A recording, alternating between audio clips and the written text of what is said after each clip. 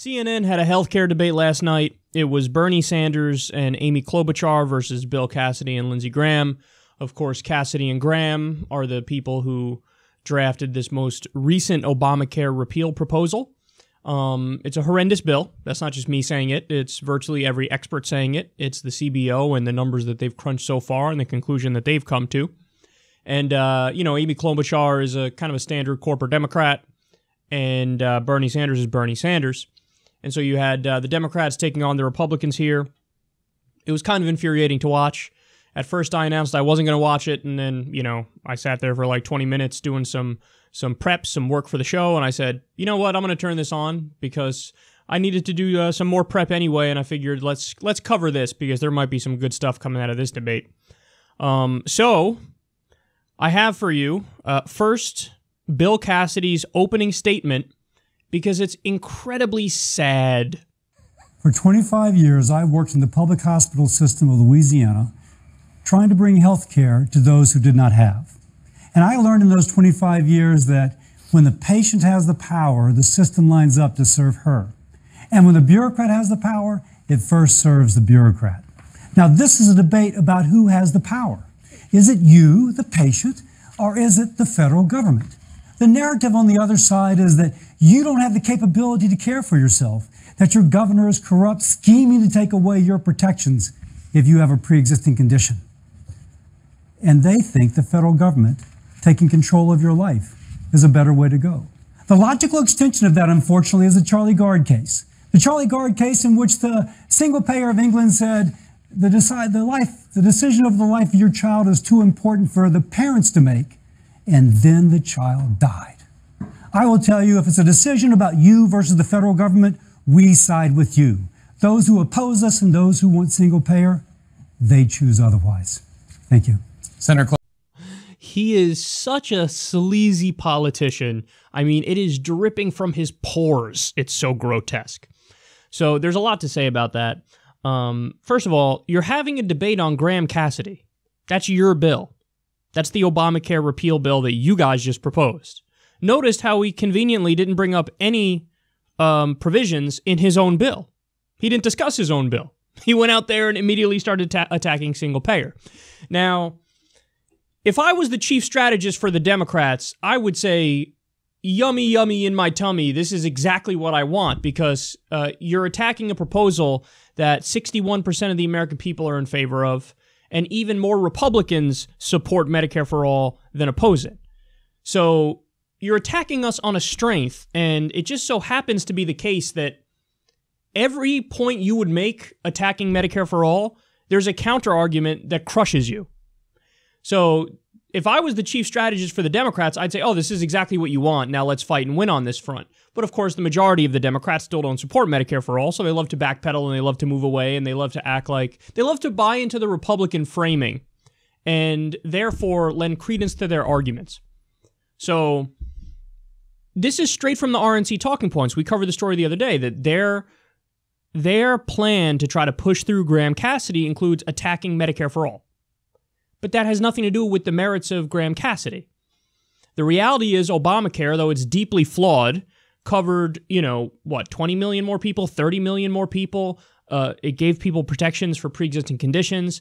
It let people stay on their parents' health insurance until they're 26 years old. It makes it so that the health insurance companies have to spend at least 80% of the money they take in on actual health care, as opposed to having these crazy ratios like 50-50. 50% for overhead, 50% for actual care. So Obamacare did a lot of good things, even though it's, a half measure and it's not a great reform. So they can't respond to that.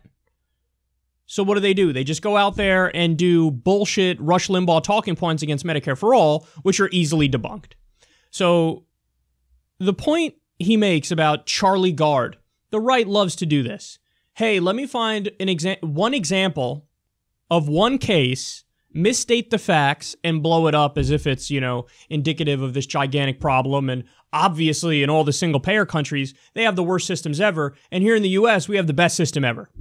Well, that's just not true at all. I mean, when you go to the studies on this, as we've brought up repeatedly, the Commonwealth Fund, ranks this on a regular basis. They find that the U.S. repeatedly is worst among every developed nation when it comes to healthcare. World Health Organization has us ranked number 37 when it comes to healthcare. Always dominating the top 10 are single-payer systems. But furthermore, you want to bring up an example of somebody who you think, was hurt by a single-payer system. Well, guess what? 45,000 people die every year in the United States because they don't have access to basic healthcare. I'm going to repeat that. 45,000 people die every year in the United States because they don't have access to basic healthcare. So that doesn't exist in the single-payer countries. Everybody's covered. Everybody's covered. Everybody gets care. And when they talk about, the wait lines, the only time you're going to wait for care is if it's an elective procedure. They prioritize and ration care based on need. We prioritize and ration care based on how rich you are. So if you're a Saudi prince, sure, you want to come to the U.S. to get your health care, because for the ultra-rich, for billionaires, we do have the best care in the world. But for your average person, you would much rather be in Canada, you would much rather be in the UK, you'd much rather be in France or Australia. And again, the studies show that they cover more people, it costs less, and they get better health outcomes. So that was nothing but fear-mongering 101. And then the final point I want to make about his opening statement here is he looks like a fucking vampire. He's an overly coached politician, and that's obvious. He comes across as wildly disingenuous because he is. But he also looks like a vampire. He looks like Count Chocula. There's something about the guy, and this is not, this doesn't mean anything particularly because it's just based on looks. But it happens to be the reality that what he's saying matches up with his looks. But he looks like a sleazy motherfucker who's trying to get over on you. If he said nothing and I just looked at a picture, I'd be like, yeah, I'm not listening to that guy. So, Bill Cassidy and Lindsey Graham, they really made asses of themselves in this debate. When you look at every expert who crunched the numbers on this, they say, okay, this is going to kick many people off of health insurance. This is going to increase premiums dramatically. You have negative consequences across the board. They pretend like this doesn't affect pre-existing conditions. That's nonsense. That's nonsense. It makes it optional on a state-by-state basis. And everybody knows that half the states are going to say we're not going to protect pre-existing conditions. All the red states are going to say we're not going to protect them. And repeatedly throughout this, they make an argument where they're like, trust the governors. What? That's an argument that they make over and over. Ooh, according to the opponents here, according to crazy socialist Bernie Sanders, if you let these governors do what they want, they're going to scheme against you and not protect pre-existing conditions. They say it as if we don't have the evidence from right before Obamacare. Right before Obamacare, there were no protections for pre-existing conditions. And the governors did Dickie McGee's acts. They sat on their asses and said, what am I going to do about that? So you act like, there isn't evidence in recent history of the governors not giving a fuck about the lack of protection for pre-existing conditions. And Bernie brings up that point. And what do they say? So, I love the fact that they're attacking single payer. I just need the Democrats to go on the offense and to counter every single fucking bullshit point that they make. Because their points are all horrendous. And in a debate where it's just straight facts, evidence, data, single payer versus the system we have, single payer kicks our ass up and down 97 times over. So I need everybody on the Democratic side to be as versed as Bernie Sanders in Medicare for All, so they could easily counter these arguments and say, thank you for giving us something easy to rebut, because Medicare has a 77% approval rating. And they keep attacking it as if it's something where the Democrats should go, oh, I guess I'm going to fall back here. Why would you fall back? Again, this is a gift. It's like attacking a living wage. 80% of the American people want a living wage. If the Republicans attack it and the Democrats go, oh, well, yeah, I know, I totally agree with you, then the Democrats are beyond useless. The question isn't whether or not the people are going to keep the power or government's going to get the power when it comes to your health care and your health insurance. The question is it going to be a for-profit health insurance company that's going to have the power, or is it going to be the government?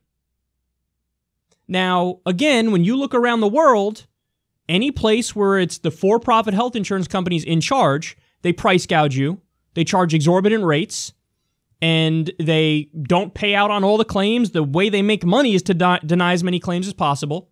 It's more expensive. You cover less people, worse outcomes. And the government happens to cover more people, cost less, better outcomes, and they do it for the smaller overhead cost. Bernie brings it up. There's a 12% or so overhead cost when it comes to private health insurance companies. It's 2% for Medicare. So it's a lie to frame it like that. It's a lie to say either the people have the power or the big bad government has the power. No, it's either the health insurance companies, for-profit health insurance companies have the power or the government has the power. And when you have a single payer, that's a single insurer, that's the government, and it's funded through taxes, and that's it. When you have it through for-profit health insurance companies, it's unnecessary, rapacious middlemen who want to get rich off of money you're paying in for when something happens to your health.